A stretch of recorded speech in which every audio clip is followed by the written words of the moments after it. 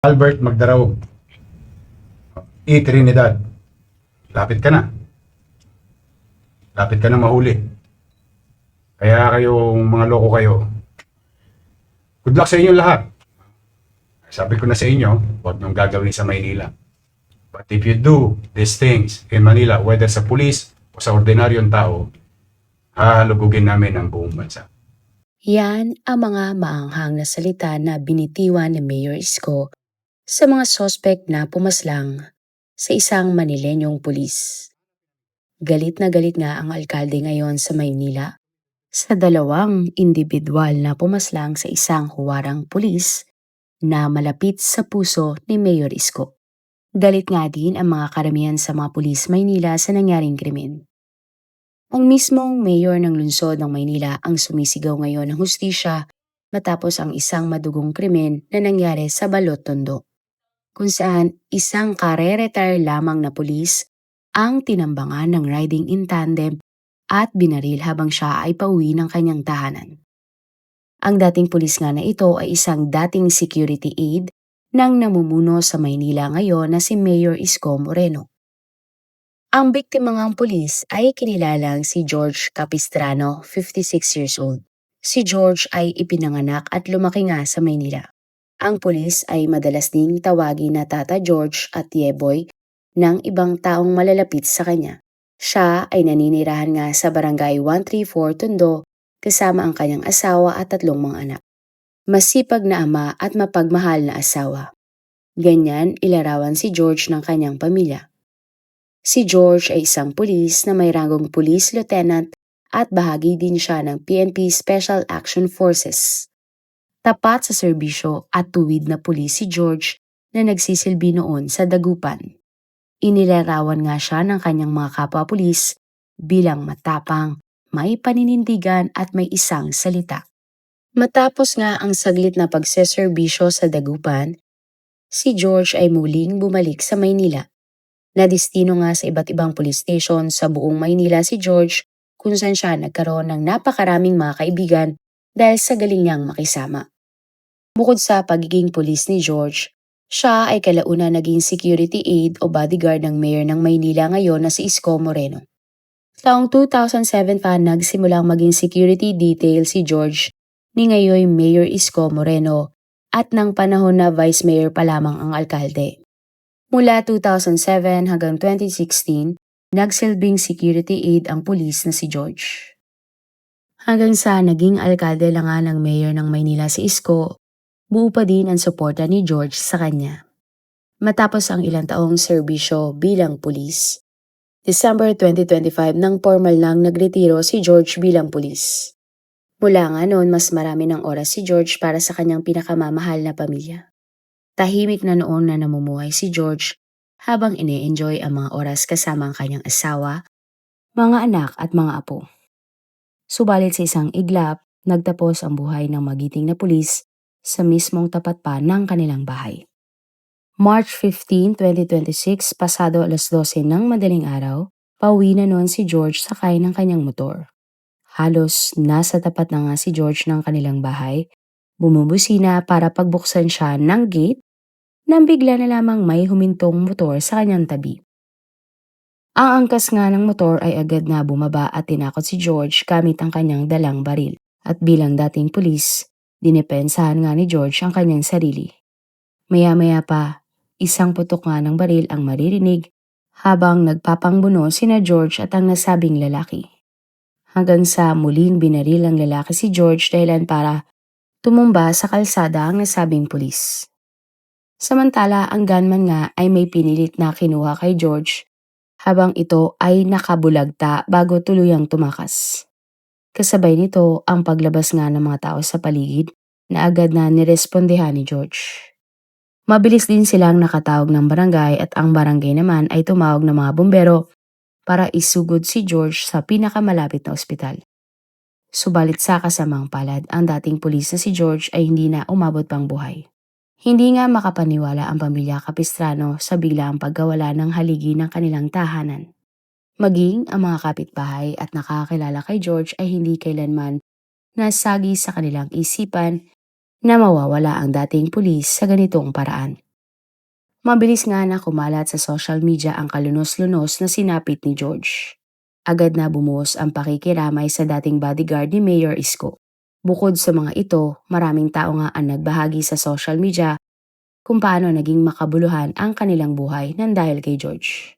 Ramdam nga ng lahat ang lungkot dahil sa pagkawala ni George at karamihan nga sa kanila ay nagpatotoo kung gaano kabuting tao ang dating pulis. Ayon sa isang post, nag-iisa lamang daw si Tata George na ipinaramdam sa kanya ang kanyang halaga at pagmamahal. Miski nga daw may trabaho na ang dating pulis, hindi nito nakakalimutang dumalo sa kanyang birthday. Ay naman sa isang netizen, tumatak sa kanya ang sinabi ni George na pakikisama lamang ang tanging puhunan. Sa isang post, sinabi pa ng netizen na isa si George sa taong dumating sa kanyang buhay at nag-iwan nga ng marka na hinding-hindi mabubura ng panahon. Sa pagkawala nga ni George, nawalan ang nag-post ng kaibigan, kuya at mentor. Malaki nga din ang pasasalamat niya kay George dahil sa mga itinuro sa kanya ng dating pulis at ang mga alaala na kasama si George. Ayon pa sa nag-post, ang legacy na iniwan ni George ay kailanman hindi niya makakalimutan. Isang kapwa pulis naman ni George ang nagbahagi nang hindi niya malilimutan ng pangyayari kung saan iniligtas umano siya ni George mula sa pagkakakulong. Walang hanggan naman ang pasasalamat ng isang nag-post tungkol kay George. Ayon nga sa nag-post, si George ang kanyang bayani dahil iniligtas siya ng dating pulis mula sa lungkot, pangamba at kakapusan ng bawat isa. Napakalaki daw ng itinulong ni George sa kanya at lahat ng iyon ay kusang ibinibigay umano ng dating pulis. Git pa na nag-post, sobrang buti ng puso ni George at hinding-hindi niya makakalimutan ang mga kabutihang ibinahagi ng dating pulis sa kanya. Ay naman sa isang pamangkin ni George, sinabi niyang tahimik man ang dating pulis, pero nakilala niya ito bilang relihiyoso at may malaking puso. Naaalala niya na nakikita niya ang kanyang tito George na nagdadasal bago umalis ng bahay at muling magdarasal pag uwi mula sa trabaho. Masakit nga para sa pamangkin ni George ang pagkawala ng kanyang tito, pero naniniwala siyang kasama na ng dating pulis ang iba pa nilang mahal sa buhay na yumao na din. Isa pang kapwa pulis ni George ang nagsabi na si George ang isa sa pinakamabait na naging hepe nila sa dagupan. Hinding-hindi din niya makakalimutan na ginawang 3 araw ni George ang kanyang day off kahit na 1 araw lamang naman ang kanyang hinihingi. Bukod nga sa mga ito, marami pang mga tao ang nagkukwento ng kabutihan na ipinapamalas sa kanila ni George. Mayroon din nagsabi na ang dating pulis umano ang dahilan kung bakit siya nakapag-aral at nakapagtapos sa UDM. Marami pang pahayag kung paano nga sila natulungan ni George at ng misis ng dating pulis na isa ding mabait na tao. Nagsilbi ding ama si George sa mga hindi niya tunay na mga anak. Si George ay kilala ng kanyang mga naging kabaro bilang isang mahusay at mabuting pulis. Ni minsan daw ay walang inaagrabyadong tao si George at kailanman hindi ito tumatalikod sa mga taong lumalapit at humihingi ng tulong sa kanya. Dagdag pa ng mga nagmamahal sa dating pulis, bukas palad sa pagtulong si George kanino man. Halong galit at takot nga ang nararamdaman ng ilang mga kapitbahay ni George dahil ang biktima ay kilalang sandigan ng mga taga-Balot-Tondo. At para naman sa mga kamag-anak ni George, ang dating pulis nga ay isang ulirang ama, asawa at tiyuhin sa kanyang pamilya. Hustisya nga ang sigaw ng pamilya ni George at lahat na nagmamahal sa dating pulis. Pero bukod sa pamilya, mga kabaro at iba pang mga nakakilala kay George, may isa pang tao nagluluksa sa pagkawala ng dating pulis. Ito ay walang iba kundi ang dating boss ni George na si Mayor Isko na matagal nga ang binantayan ni George at naging malapit na magkaibigan din ang dalawa. March 16 ng umaga na nag-livestream sa programang Talk to the People si Mayor Isko para nga talakayin ang pagpaslang sa kanyang dating security aide at kaibigan na si George. Ayon nga kay Mayor Isko, personal para sa kanya ang laban sa pagkuha ng ustisya para kay George dahil kilala itong mabait na pulis. Tinawag pa nga ni Mayor Isko si George na Mr. Congeniality dahil halos lahat ng pulis sa Maynila ay kilala o kaibigan si George. Sa live stream, sinabi nga ni Mayor Isko na isang riding in tandem ang nasa likod ng pagpaslang kay George. Pinaniniwala na ang mga sospek nga ay miyembro ng isang robbery hold-up group na pakalat-kalat sa buong Metro Maynila. Inamin nga ni Mayor Isko na masakit pa din para sa kanya ang pagkawala ni George dahil mabuting tao ang dating pulis at nagretiro ito kamakailan lamang mula sa kanyang trabaho para nga makasama na ang kanyang pamilya. Git pa ni Mayor Isko, dapat mahuli ang grupo na ito para mabigyan ng hustisya si George at ang iba pang naging biktima o magiging biktima ng nasabing grupo. Sa live, tinawag nga ni Mayor Isko ang atensyon ng driver ng motor. Inalok nga ng alkalde ang driver, asawa ng driver o ang mga magulang ng driver na sumuko na sa mga otoridad kapalit ng 500,000 pesos. Bukod doon, kasama din sa inalok ni Mayor Isko ang Witness Protection Program kapalit sa pagturo sa hitman at sa mga mas malaking grupo na sangkot umano sa serye ng robbery incident sa Metro Maynila. Nangako nga si Mayor Isko na tutulungan ng driver at pamilya nito na maging ligtas kapag ito nga ay sumuko. Binigyan naman ng alkalde ang driver ng 48 hours o 2 araw ang driver ng motor para sumuko kapalit nga ng 500,000 pesos at mapasama din sa Witness Protection Program. Git nga ng alkalde, kakarampot lamang ang na-snatch ng mga sospek kumpara sa inalok niyang 500,000 pesos.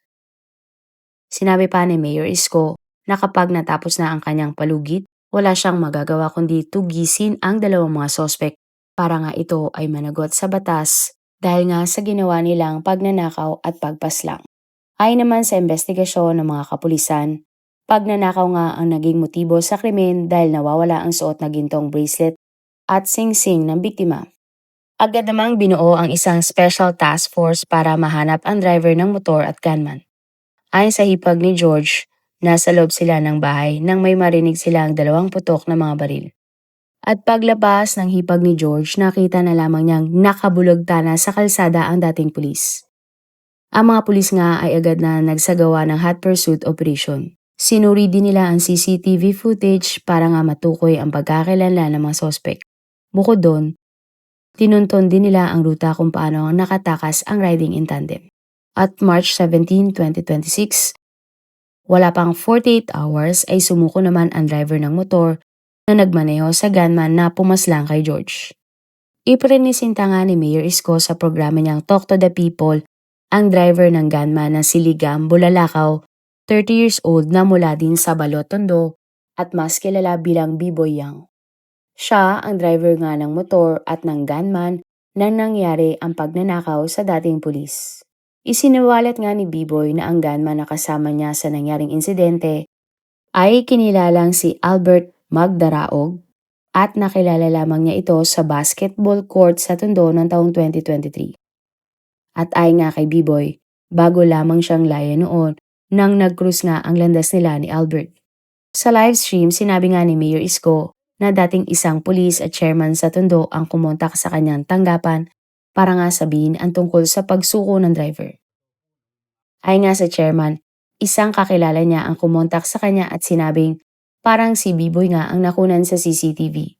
Matapos ang kumpirmasyon na ito, nalaman nga ng chairman na si B-Boy nga ang driver at susuko na nga ito sa mga otoridad.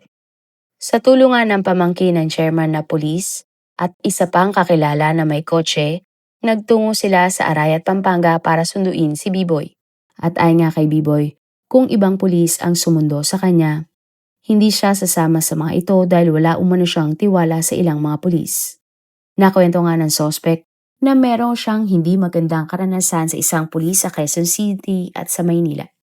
Sinabi nga ni B-Boy na wala siyang idea na papatayin pala ng kasama niyang magnanakaw ang biktimang si George. Ang alam umano ni B-Boy, may dalang baril si Albert para takutin ang hoholdapin nilang biktima. Kung alam daw niyang papatayin ni Albert si George, hindi na siya sasama. Git pa ng sospek, ito lamang daw ang unang pagkakataon na nang hold up siya sa Maynila kasama si Albert. Naikwento naman ng sospek na sumasama siya sa nang-hold up sa Baguio o sa Quezon City pero hindi umano niya ginagawa ito sa Maynila. Sinabi din ni B-Boy na isang beses lamang daw siyang sumama kay Albert. Ngunit, nang muling tanungin, Sinabi niyang 7 beses na siyang nang hold up sa ibang lugar kasama ang kanilang grupo. Salungat nga ito sa una niyang naging pahayag. Nakulong na nga din daw si B-Boy para sa kasong theft noon pero nakalaya lamang at bumalik sa illegal niyang trabaho. Nasabi din ni B-Boy na nayaya lamang siya ni Albert kaya siya bumalik ng Maynila pero hindi talaga siya nang bibiktima sa lungsod. Ay nga kay Mayor Isko, hindi ito ang unang pagkakataon na nambiktima ang grupo ni na B-Boy at Albert sa Maynila. Kaya nga nangako si Mayor Isko na hahagilapin ng mga pulis Maynila ang gunman na si Albert kung saan man ito nagtatago. At para nga siya ay mapanagot sa batas dahil sa kanyang ginawang pagpaslang. Ayon pa sa alkalde, ibibigay niya ang 500,000 pesos na kanyang ipinangako dahil ang pera ay napapalitan pero ang buhay ay hindi na mababalik pa. Kung matatandaan, nangako nga si Mayor Isko na bibigyan niya ng pabuyang 500,000 pesos ang driver ng motor, ang kanyang pamilya o kung sino mang makapagtuturo at kung ito nga ay lalapit sa mga otoridad. Dagdag pa ng alkalde, hindi daw pera ng taong bayan ang pabuya na ibibigay niya kay B-Boy dahil nga ito ay sumuko. At ang pera nga na pinagmula nito ay mula sa mga pulis at iba pang opisyal na nagmamahal kay George. Nasa kamay umano ng Department of Justice naman kung mapapabilang ang sumukong sospek na si B-Boy sa isang witness protection program. Sinabi pa ni Mayor Isko na nasa arayat na noon ang mga pulis para hanapin si B-Boy dahil malapit na talagang masakote ang dalawang mga sospek. Nauna lamang daw nakahingi ng tulong ang driver ng motor na sospek sa chairman kaya ito sumuko.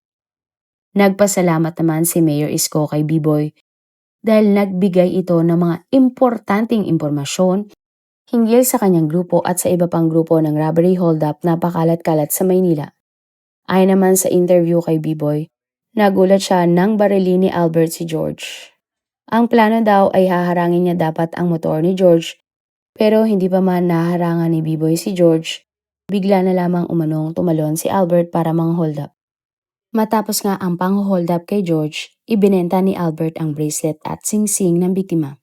Binigyan lamang umano siya ng kanyang kasabwat ng 300 pesos at nagtago na sila sa Arayat, Pampanga.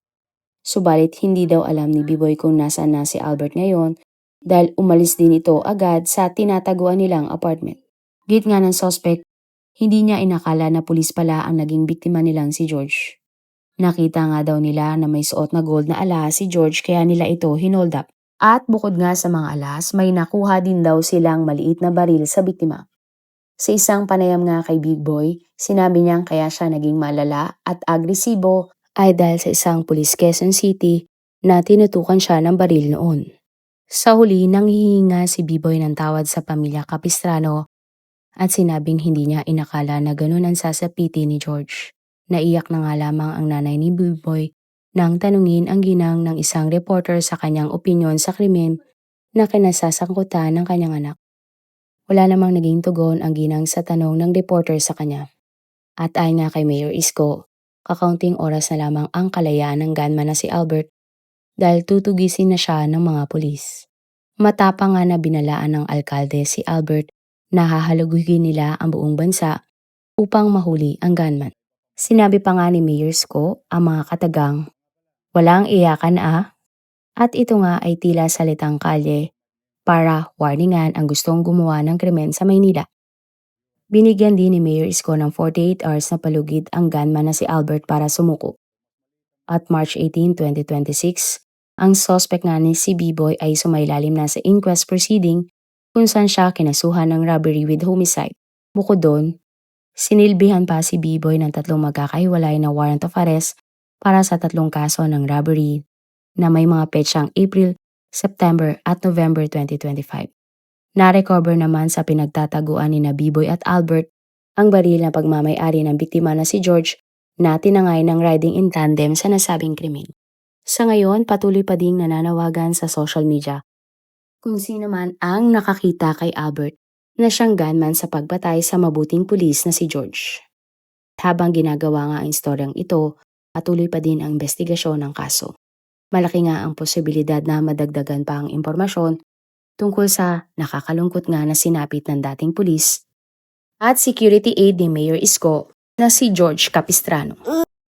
Marami pong salamat sa inyong panonood. Meron ba kayong mga kwento na gusto nyong i-share sa ating mga manonood?